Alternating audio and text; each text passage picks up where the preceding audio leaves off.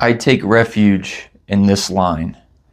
You cannot get life right. You can't get it right.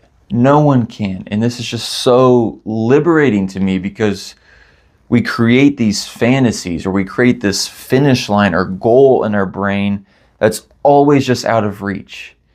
And it starts because of the narration in our heads of what we tell ourselves, comparing and analyzing. And that makes up the story about how our life is going. And then we look at this story to see how much we think we're worth. And I say all that because I'm guilty of doing it. I constantly push myself to try to get to this next level, more growth, get better, do more, be more. And it's exhausting.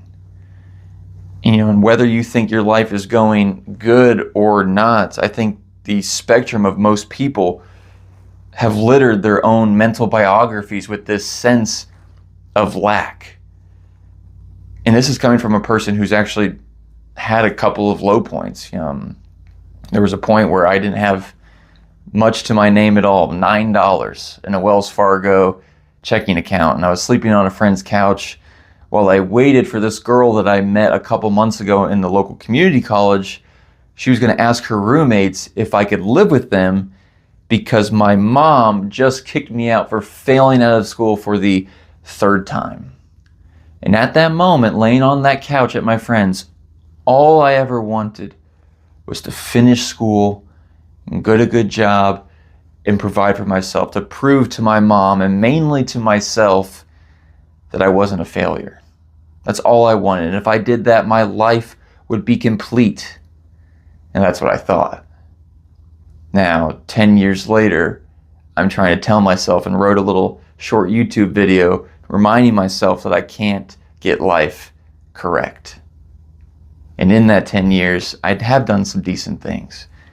I finished school, got a job as a software developer, making six figures. That girl is now my wife. We bought a house together. We've traveled the world, and we are expecting our first child in a couple months. And yet I'm still talking about the same stuff. And I just think it has something to do with that mental story that we tell ourselves on a day-to-day basis. But I think the antidote is gratitude.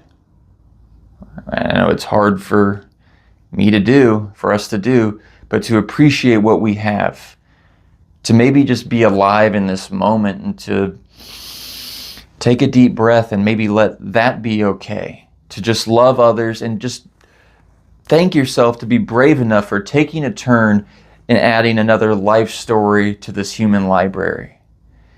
Because the truth is, you're going to have a last chapter. There's going to be a day where there are no more pages of your book left.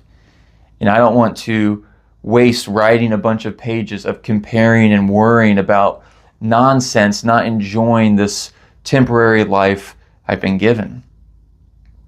And it kind of reminds me of Alan Watts, the philosopher, that said, life is not a problem to be solved, but a reality to be experienced. There is no perfect life.